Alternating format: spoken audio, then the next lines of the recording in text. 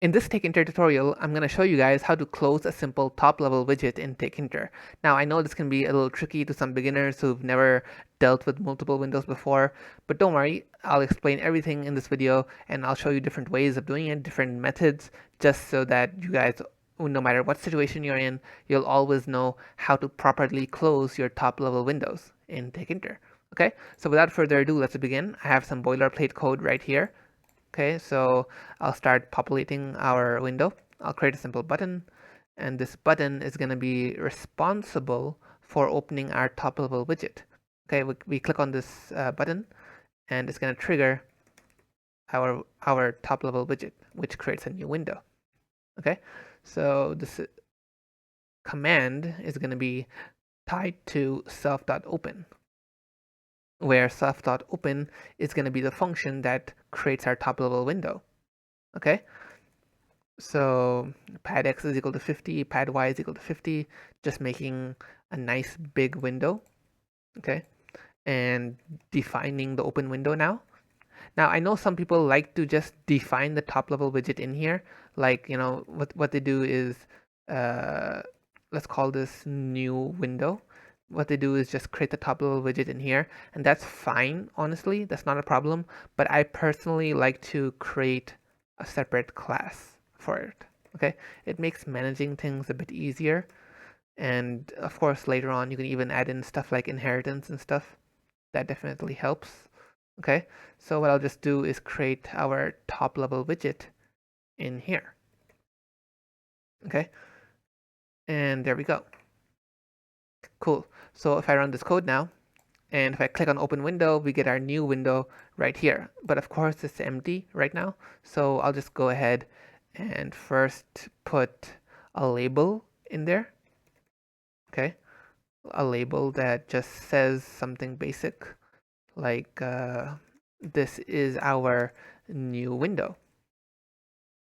And now we need to just give it a high padding as usual, just so the window appears a bit big. And there we go. Okay, cool.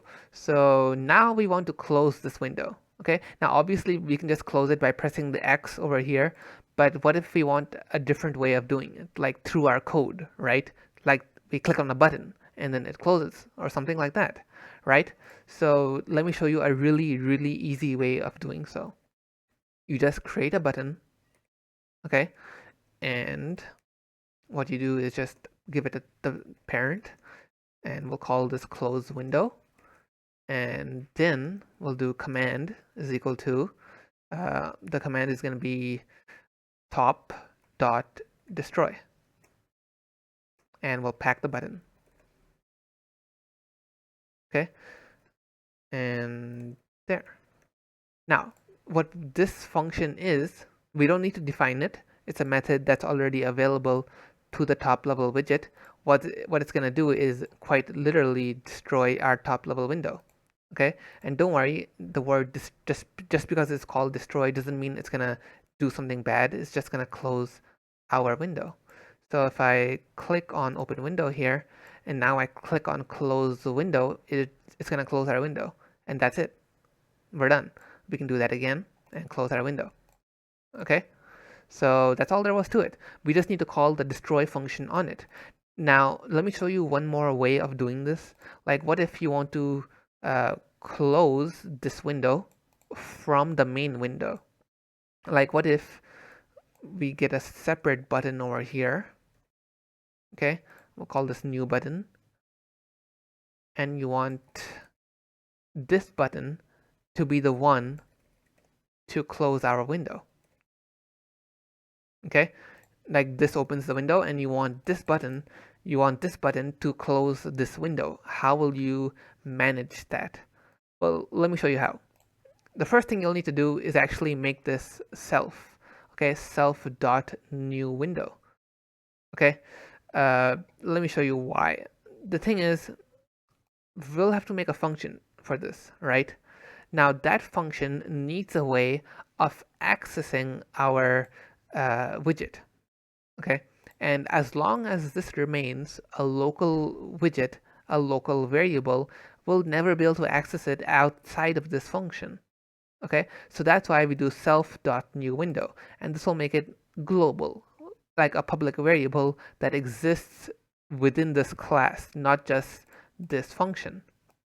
Okay, so what I'll do now is let me show you a really nice way of doing this. I could just do a shortcut, but that could result in some problems. So let me just show you the proper way that I would actually do this. Okay, so I'll just create a new function here, self.close. And over here, I'll do if self.newWindow is equal to none, then, wait, sorry, not is equal to none, then I want you to destroy it. Okay? And I'll go up here and also create this variable and initialize it to none. All right. Now the reason why I did this actually is because what if we try to access? What if we press this button? Sorry. What if I press this button before we open the window? So it's just a way of validation. It's a validation check.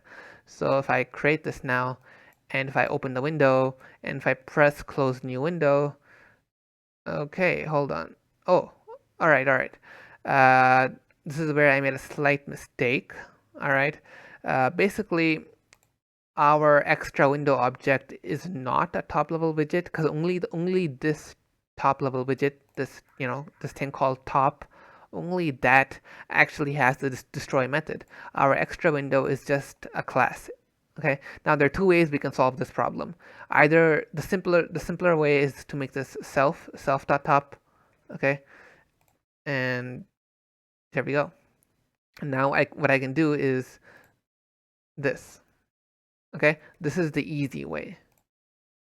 And I can just press this and it says top is not defined. All right, hold on.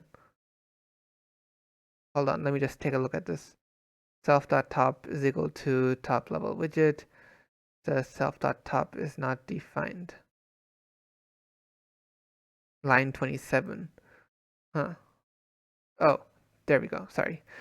Just need to update that. All right. So open the window, press close new window, and there we go. Done. All right. The second way of doing this is to make our class the top level widget itself. Okay. But this is a bit trickier because then you need to initialize super as well. All right. Let me just show you guys this though. And then we could just do self. At least I think so. I've never actually done this before. I don't use this approach often. So if I do this, open the new window and then press close window, okay, yeah, it works. So that's basically how we do this. Okay, I've just shown you multiple ways of doing this, multiple ways of handling it, depending on how your application is structured, depending on how you wrote it.